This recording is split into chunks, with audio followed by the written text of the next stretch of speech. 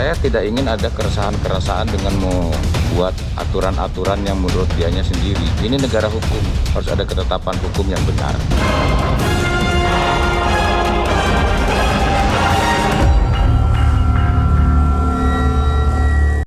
Ada perintah, tidak ada perintah, tapi yang perlu saya garis bawah di sini adalah bahwa memang tanggung jawab untuk menurunkan itu berada di Pangdam Jaya, dan tentunya Panglima TNI mendukung. Dalam arti kata memang Panglima TNI tidak perlu mengeluarkan perintah, karena yang tahu situasi di daerah adalah Pangdam. Ya. Sehingga ketika Pangdam mengambil langkah, ya Panglima akan mendukung, karena Pangdam menilai di wilayahnya harus saya melakukan tindakan seperti ini. Saya pikir tadi Pangdam juga kemarin sudah wawancara dengan salah satu media menyampaikan bahwa di level saya, di level pembinaan, Panglima di level operasi. Jadi saya rasa mungkin itu supaya tidak ada yang istilahnya dibawa ke sana sinilah ya.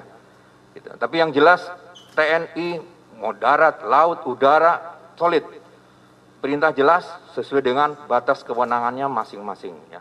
Baik, kita dengarkan tadi pendapat ataupun pernyataan dari Kapus Pen TNI, Pak Arianta, yang seakan-akan menjawab simpang siurnya berita ini. Siapa sih yang kasih perintah, siapa yang kasih petunjuk ataupun perintah juga untuk bisa mencopot baliho-baliho HRS. Kemudian tadi sudah dijelaskan bahwa memang Pangdam, tapi kemudian Panglima TNI juga memberikan persetujuan mengenai hal ini. Karena memang yang mengetahui kondisi apa yang harus dilakukan untuk menjaga keamanan adalah Pangdam. Tapi Pak Arianta bagaimana melihatnya? Tadi juga sempat kita dengarkan salah satu pernyataan dari Pangdam Jaya, bahwa memang TNI ini harus bergerak cepat untuk bisa menjaga agar tidak adanya keresahan masyarakat dan jangan sampai ormas-ormas itu kemudian membuat aturan sendiri.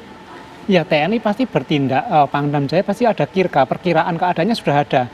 Perkiraan seperti apa, analisisnya seperti apa, mereka sudah punya seperti itu. Nah, saya lihat bahwa tidak ada masalah penting dalam koordinasi karena Pangdam sudah berbicara bersama Kapolda dan sudah mengatakan bahwa ada Satpol PP yang kesulitan. Jadi saya kira di tingkat koordinasi sudah tidak ada. Jadi tidak ada hukum yang dilanggar, tidak ada. Ya, mereka sah-sah saja seperti itu. Cuman memang pasti Pangdam punya latar belakang mengapa harus melakukan tindakan seperti itu. Apakah ini sudah menjadi ancaman serius atau sudah mengganggu atau karena memang sudah tidak bisa ditangani oleh Satpol PP dan polisi sehingga bergerak itu loh. Tetapi untuk isu-isu apakah itu sesuai prosedur, itu sudah sesuai prosedur.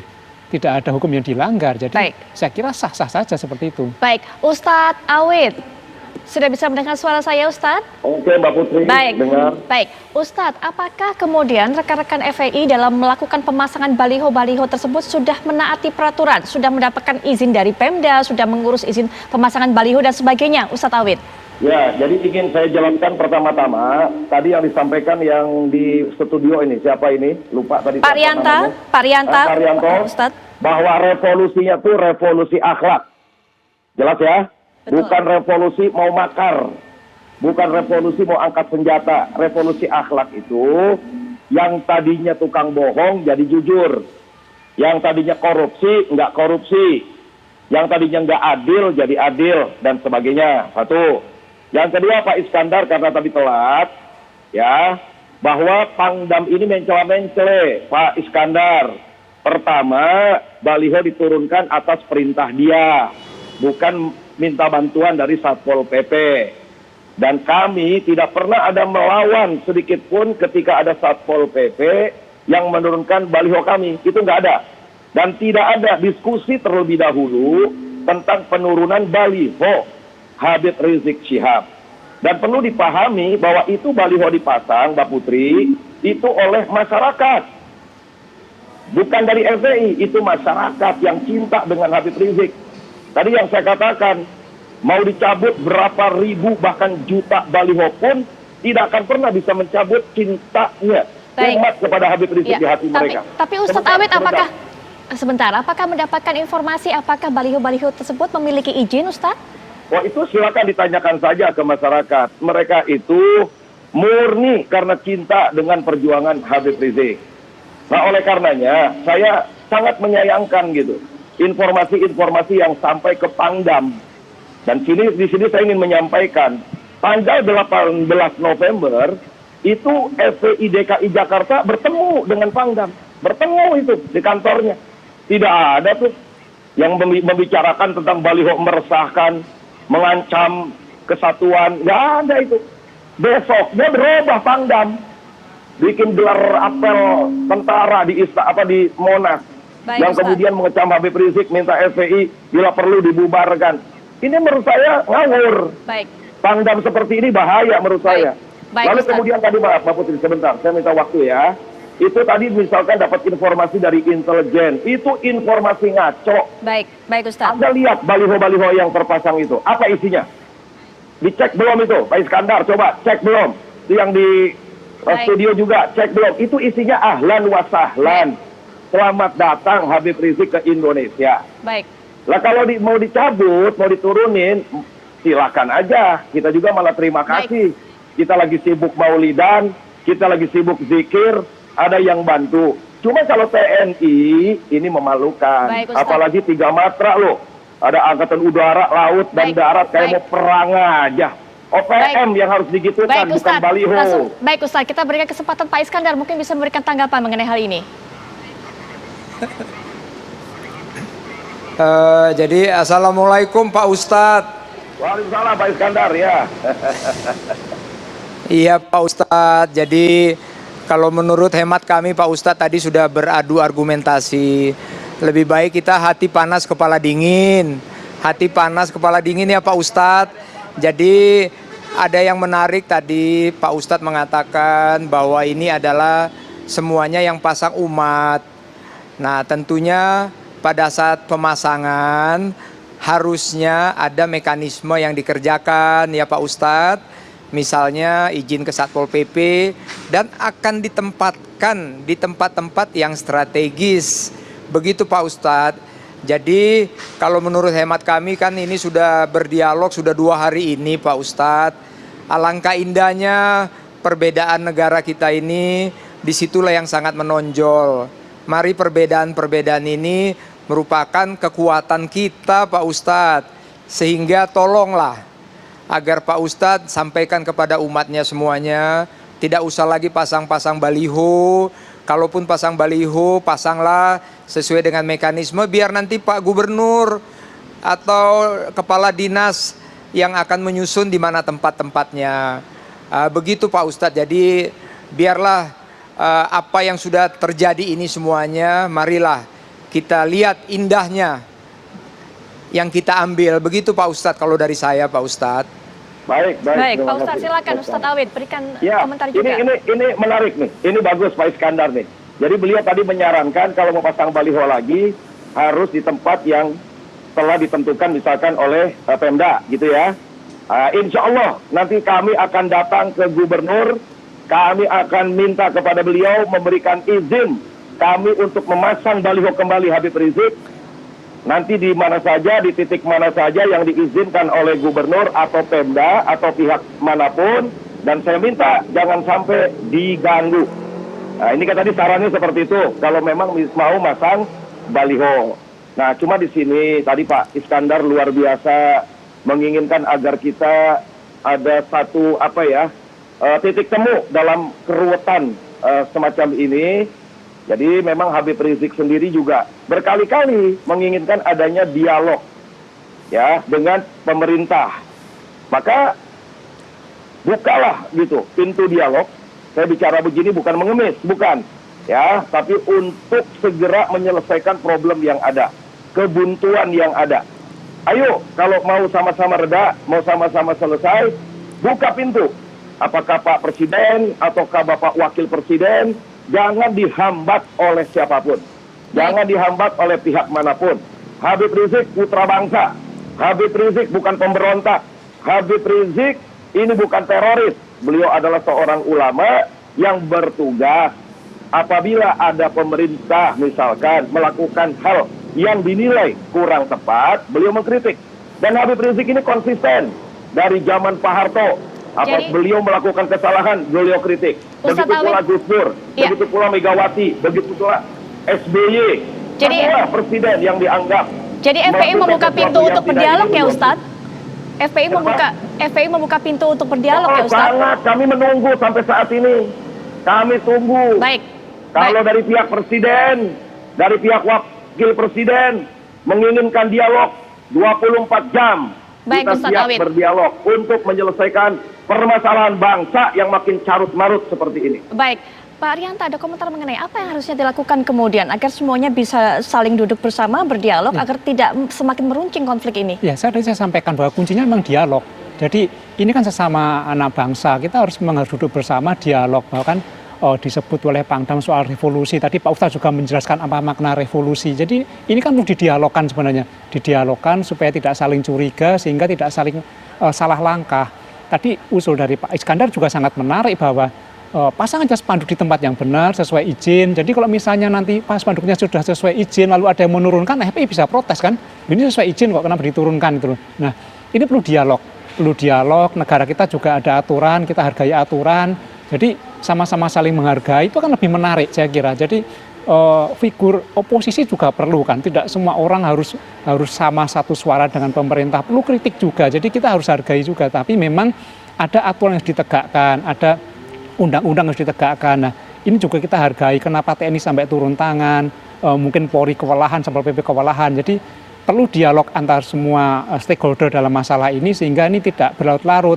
Jangan sampai kita berminggu-minggu, berbulan-bulan hanya untuk ngurusin baliho itu kan kita capek juga kan. Jadi ini harus ada dialog yang konstruktif sehingga masa ini selesai. Baik, Pak Iskandar, kalau pihak FPI sudah membuka pintu untuk berdialog, memungkinkankah dari pihak TNI kemudian bisa duduk bersama membicarakan hal ini, Pak Iskandar?